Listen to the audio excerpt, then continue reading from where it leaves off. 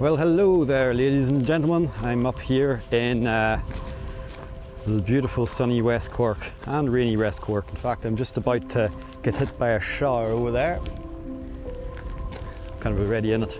But I'm hunting for Bog Myrtle or sweet Gale or Myrica Gale. To be honest, it's not a hard thing to do because it's absolutely growing everywhere. In fact, before even finding the plants, well, I can see them, but I can actually smell them before even seeing them. They're so strong. In fact, sweet Gale is actually known in Ireland for spreading its scent over hundreds of meters. You could probably smell it down the valley depending on the wind. And it's a beautiful, sweet, balsamic, nearly like tea tree kind of smell, but there's a really strong sweetness to it. It's absolutely fantastic. So I'm just going to find an entrance into the bog and get right in, somewhere down there. In fact, you can see them. They're growing everywhere. It's great.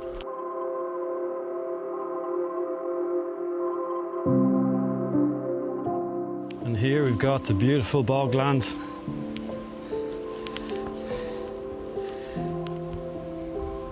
All this area would have been Scots pine thousands of years ago. And all the wastage and all the dead trees and Fionn, which is all the grass that you can see there, have compacted into peat. And peat is what you actually use to make fires. And there's different qualities of peat. Obviously, the deeper you go, the more dense and longer it will burn. You can actually see over there, there's a little stack of peat. In fact, let's go and have a wee look before we go and see the Bog Myrtle. So in fact, I haven't even reached the turf cutting spot, but I've been distracted here by the beautiful smells of the Bog Myrtle.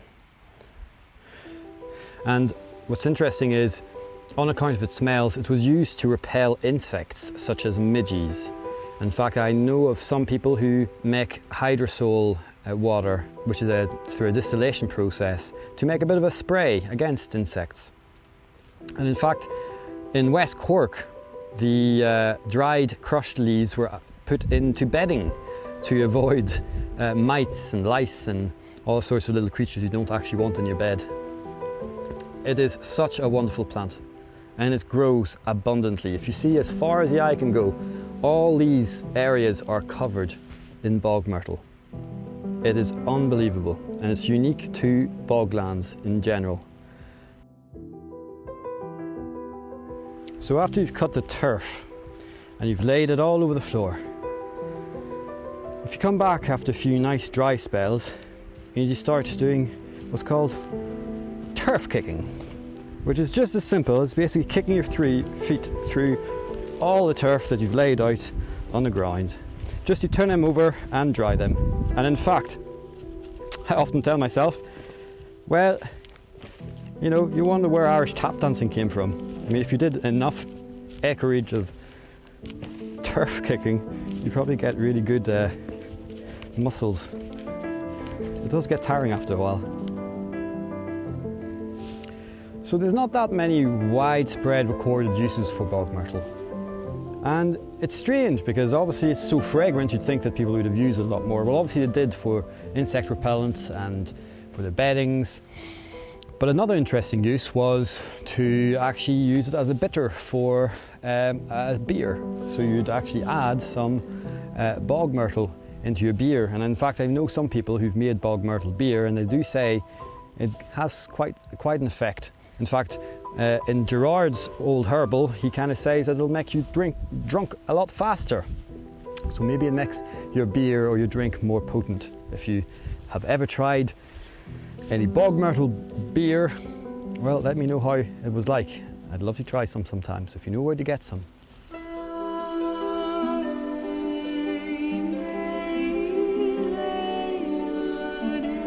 So one of the stories from Ireland is that this guy called Malalach came here and became the first brewer. And he used sweet fern, or, because the name was very similar in Old Irish, he could have actually used bog myrtle. and it could have been a mistranslation. It would make a lot of sense that it's bog myrtle, although there have been accounts of ales made out of brackens in Norway and Scotland, so there's still a possibility. In any way, it probably makes a good drink.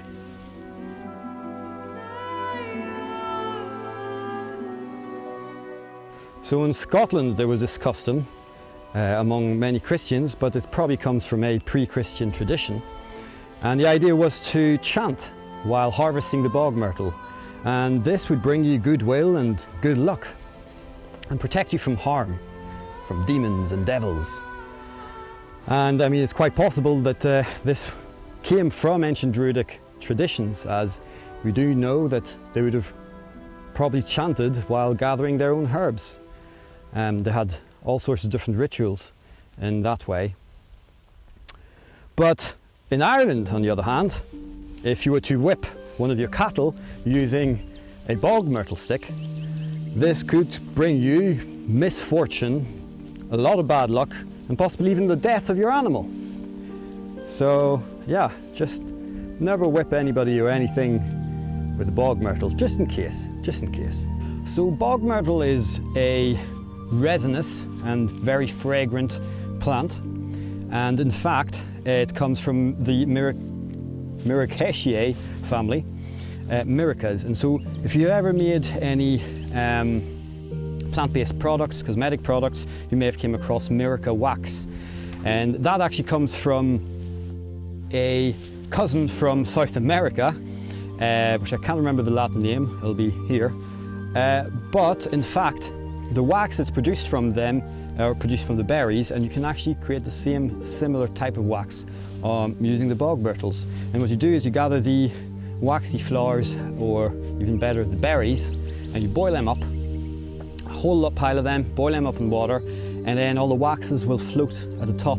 You just skim that off the boiled pot and you've got yourself some plant wax. So an interesting thing about bog myrtle is that it belongs to the Lossafido, the bushes of the wood.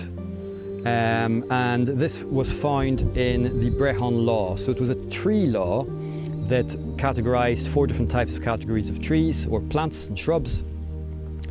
And in each category there were 7 plants, all protected because of their economical, possibly religious uses.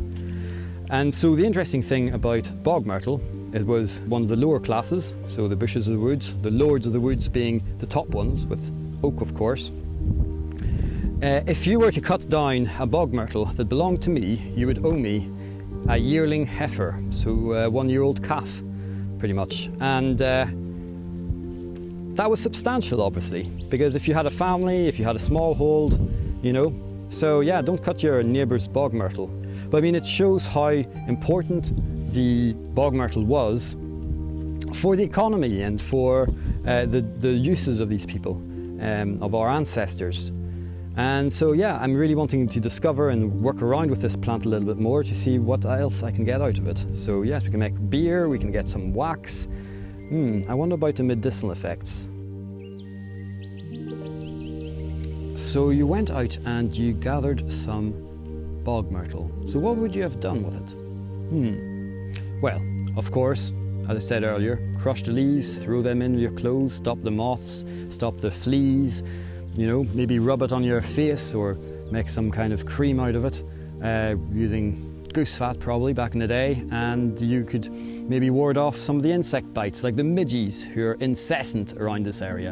I'm lucky today somehow, but maybe it's because I'm surrounded by the bog myrtles that they aren't here attacking me and eating me up. That would be a really good thing if we could find a proper anti-midgie things. Lemons don't work, I've tried it. But anyways, back to what I was saying. This has been used to flavour soups, so essentially as a spice, a bit like bay leaves. Soups and stews, throw it in there and you get this lovely flavour and fragrance out of it. It was also used as a yellow dye. And in fact the bark, when burnt, gives off this beautiful smell. So it's nearly like an incense or like a smudge, you could say. So they would have actually burnt some of the woods. They would have burnt some of the wood of the bog myrtles to give this lovely sweet smell to the house. When it comes to the actual medicinal uses of bog myrtle, there seems to be a huge gap. There's not many people talking about it. In fact, there's only 2 accounts that I've found on Ireland, and this came from McCoyter's book, which is about basically Irish plants and the lore and uses of the plants around Ireland and I suppose the British Isles. So bog myrtle in County Kildare was used for sore throats, and in Donegal it was used for kidneys, like for kidney issues. And in fact it makes quite a lot of sense because it does smell very similar to, I suppose, tea tree and this kind of antiseptic side to it. Definitely could probably help in the form of a good old gargle as well. And I'm sure it could probably do a lot of interesting things for the digestive system because it's quite bitter when you actually taste it. It's bitter-sweet, which is an interesting property organoleptically in the medicinal world. But what really sparked up my interest was this book from Iceland that dates back to the Viking area. And of course the Vikings came over to Ireland and they made some settlements, and Dublin is one of them. They would have used bog myrtle, and in this book was actually focused on herbal lore and magic from, I suppose, the Norse. And the interesting thing about it was that they mention that bog myrtle is an effective anti-parasitic. Now, what they actually said was it helps you get rid of large worms. Not small ones, but large worms. Another interesting thing was when the leaves are actually dried, they would have crushed them, probably into a fine powder, and placed them in ears when you had wet ear. And I'm assuming that wet ears probably glue ears, which is a horrible infected ear condition and can be quite painful at times.